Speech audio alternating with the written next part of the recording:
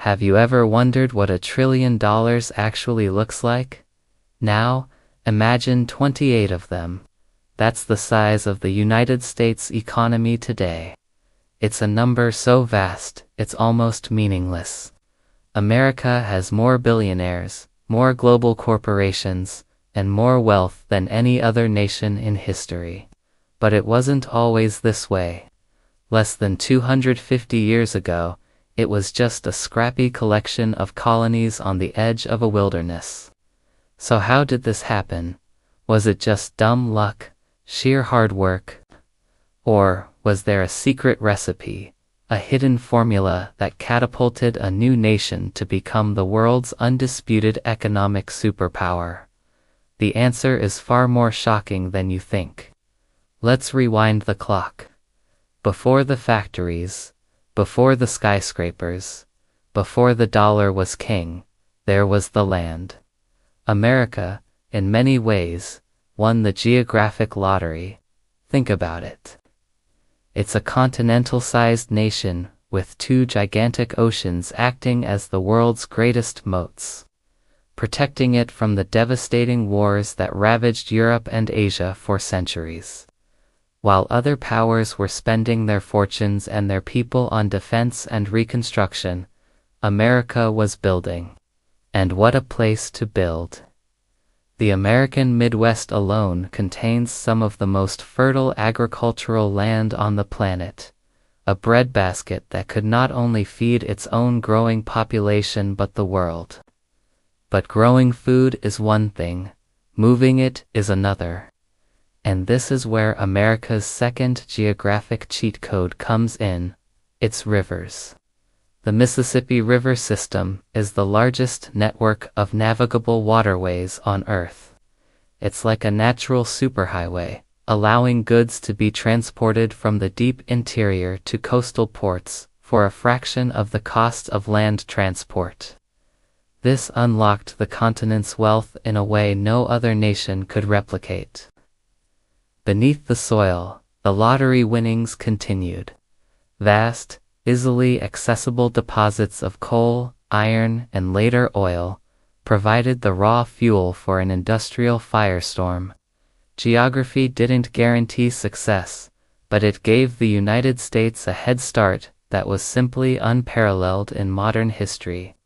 But having great ingredients doesn't automatically make you a great chef. You need a certain mindset, a culture. And America developed a culture that was obsessed with one thing, the new. While old European societies were often rigid, built on tradition and class, America fostered a spirit of restless innovation. This wasn't just about lone geniuses in garages. It was systemic. The U.S. Constitution itself, in Article 1, Section 8, established a patent system. This was revolutionary. It told every single person, regardless of their background, that their ideas had value and were protected. If you invented something new, you could profit from it. This unleashed a torrent of creativity.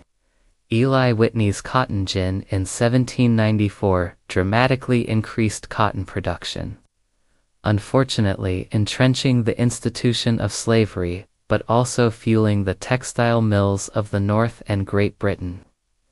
Later, Henry Ford didn't invent the car, but he invented the assembly line, a process that democratized manufacturing and put the automobile within reach of the average family. This spirit embraced what economist Joseph Schumpeter called creative destruction, the idea that new innovations must inevitably destroy old industries. It was a brutal hierarchy, higher-reward environment. You could fail spectacularly, but you could also get back up and try again, and if you succeeded, the rewards were astronomical. This entrepreneurial furnace, stoked by the fuel of vast natural resources, forged the second pillar of American wealth. For decades, this combination of geography and innovation made America an economic powerhouse. but it was what happened after the world's most devastating war that transformed it into a global economic empire. And this is the part of the story most people completely miss. It's not about factories or farms. It's about a single piece of paper, the US dollar. In 1944, as World War II was nearing its end, leaders from 44 Allied nations gathered in a quiet New Hampshire town called Bretton Woods. The world's financial system was in ruins. They needed to create a new, stable order. The United States, which held 2/3 of the world's gold reserves, made a proposition that would change everything. The deal was this: every other currency would be pegged to the US dollar at a fixed rate, and the US dollar, in turn, would be pegged to gold at a rate of $35 per ounce. In essence, the dollar became as good as gold. This was the Bretton Woods system, and it made the US dollar the world's reserve currency. Global trade, post-war reconstruction all ran on dollars. But this gold-backed system had a weakness. By the late 1960s, the US was spending massively on the Vietnam War and domestic programs. It was printing more dollars than it had gold to back them up. Other countries, particularly France, grew nervous and started demanding gold for their dollars, draining US reserves.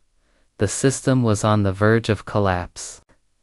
Then, on August 15, 1971, President Richard Nixon made a televised announcement that sent shockwaves around the globe. In what became known as the Nixon shock, he unilaterally, and without warning, severed the dollar's link to gold. The gold window was closed. Chaos ensued. The world's financial system was suddenly floating, with no anchor. Many predicted the dollar's demise, but what happened next was a move of geopolitical genius. The US government, led by Henry Kissinger, secretly negotiated a new deal. This time not with its allies, but with the Kingdom of Saudi Arabia, the world's dominant oil producer. The deal was simple, yet world-altering. Saudi Arabia, and by extension the OPEC cartel, would agree to price and sell all of their oil exclusively in US dollars.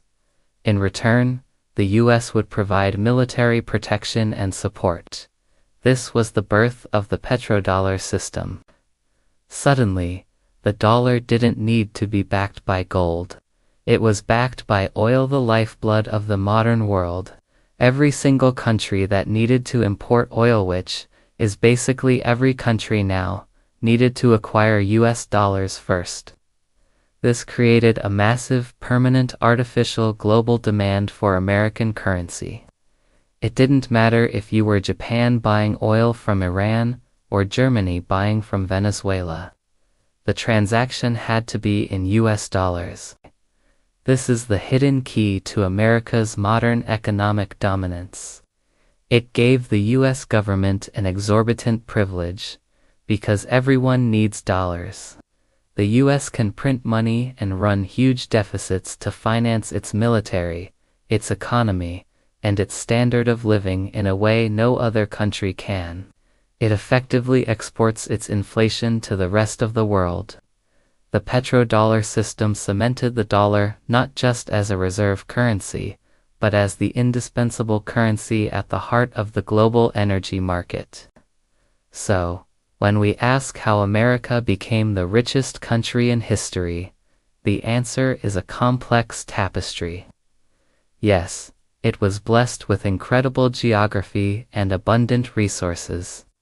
Yes, its culture of risk-taking and relentless innovation created immense wealth.